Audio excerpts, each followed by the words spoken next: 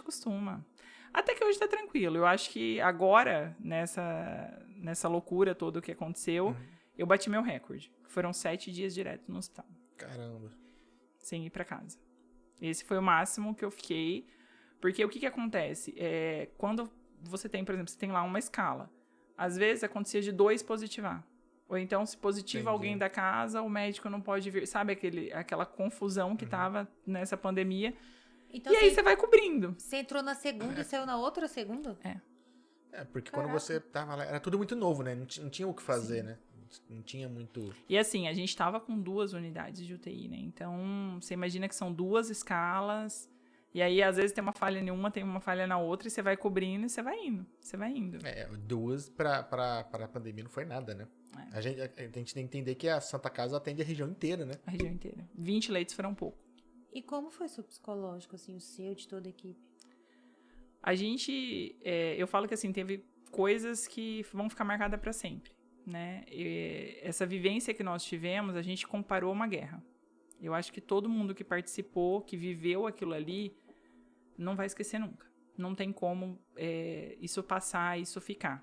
Eu acho que para todo mundo foi muito marcante. Então, até a gente sempre brinca, tem um fisioterapeuta que logo depois do Covid ele voltou a gente falava extremamente alterado. Porque assim, é muita coisa que a gente viveu, entendeu? E eu lembro que a gente tava um dia, já era mais de meia-noite, e assim, um monte de paciente, a gente esperando o exame chegar pra dar conduta. Ele virou e falou assim, só quem viveu o Covid é que sabe o que é o Covid. Então agora a gente sempre zoa pra ele, só quem viveu isso daqui sabe o que é isso daqui, viu? Que é o Ademir. Então, assim, ficou muito marcado pra gente. Algumas meninas tatuaram. Tem uma tatuagem que elas fizeram daqui que eu acho linda.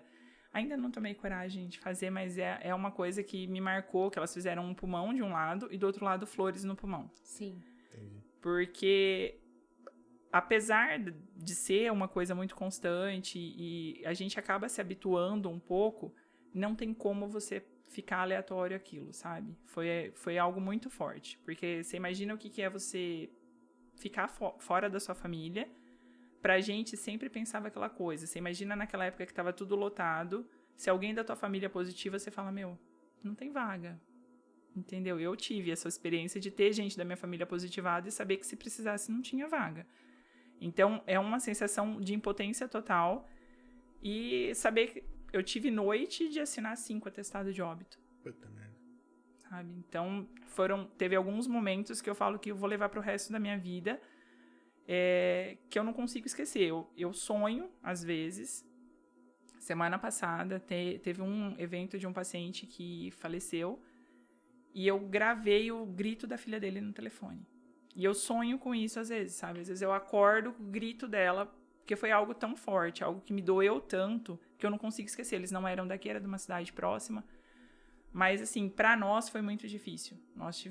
Eu tive paciente que eu olhava e eu via meu marido, sabe? E às vezes a esposa chorando, mandavam áudios, mandavam vídeos de criança falando com o pai. Isso tudo foi muito complicado. Não tem porque como você não sempre se imagina pôr, que possa ser o seu, né? Então, teve momentos, assim, que dava vontade de sumir dali, sabe? Teve sábado à noite, teve um sábado que era 1h30 da manhã, eu entrei em surto. Sabe quando você não tem mais condição, você fala, eu não quero mais ver ninguém morrer, eu não tenho mais condição de ver isso. E aí a psicóloga atende a gente fora de hora, a Priscila é um amor de pessoa, ela me deu muita força, ela me atendeu fora de hora, ela conversava comigo. Mas mesmo assim, tinha momento que não tinha jeito, sabe? Eu tive um plantão... graças a Deus, a gente dava plantão em 2, né? E um dos meus plantões, nós perdemos um paciente. Eu acabei de sentar para almoçar, era quase 3 horas da tarde. E assim, para almoçar, a gente tira toda a proteção, né? Porque você vai sentar para comer, não tem jeito. Só que o quarto é em frente do quarto do paciente. O paciente estava bem em frente do meu quarto. E eu sentei para almoçar. Mas assim, acho que eu devo ter dado umas 2, 3 garfadas. Aí eu lembro que a menina virou e falou assim, eu acho que o paciente vai parar. E eu ouvi. Eu tava com a porta fechada, eu abri a porta. A hora que eu abri a porta, que eu olhei, eu vi o pé do paciente e já saí correndo.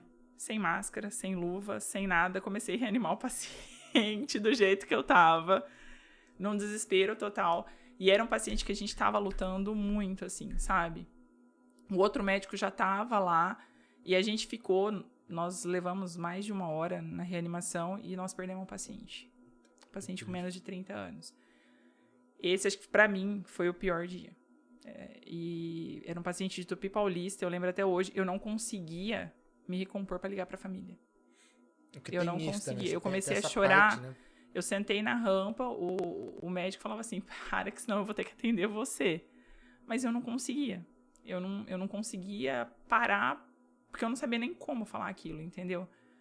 Então, a gente sofria muito. No final das contas, aí eu acabei falando com alguém da família, que era conhecido meu, a pessoa era minha conhecida, e ela foi me acalmando, aí ela falou, não, calma, nós vamos conversar com todo mundo, a gente entende que foi difícil, a gente entende que foi feito tudo, mas, assim, era uma sensação de impotência total, porque, por exemplo, aqui, em momento algum nós tivemos falta de medicação, em momento algum eu não posso falar pra você, olha, em tal dia eu não tinha o que fazer. Não, a gente teve medicação o tempo todo, eles se desdobraram, entendeu? Às vezes a gente tinha que dar uma calculada, chegava de manhã, teve uma época que às vezes era 6 horas da manhã, 6:30 da manhã, a gente tinha que sentar, ver, ó, temos tantos frascos, o que nós vamos fazer pra não faltar pra ninguém, entendeu?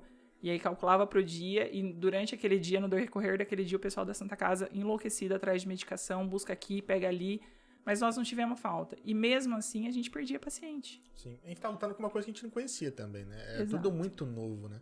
Não tinha muito, assim, não tinha uma medicação certa, não tinha nada, é tudo novo. Não era a gente, era o mundo todo, né? Era o mundo todo. Era o mundo todo. E assim, nós tivemos algumas experiências que foram extremamente ricas, nós tivemos um paciente que eu tive a oportunidade de interagir com médicos de outros locais. Eu conheci um médico de Ribeirão fantástico em UTI, que acompanhou um paciente. A gente passava a visita todos os dias.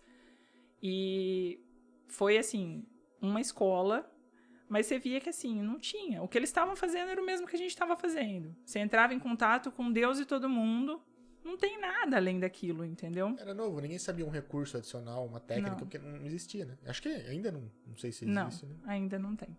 Mas eu acho que, assim, eu falo que é igual uma guerra. O que a gente viu não dá pra esquecer. A gente luta com um negócio invisível. Vai ficar...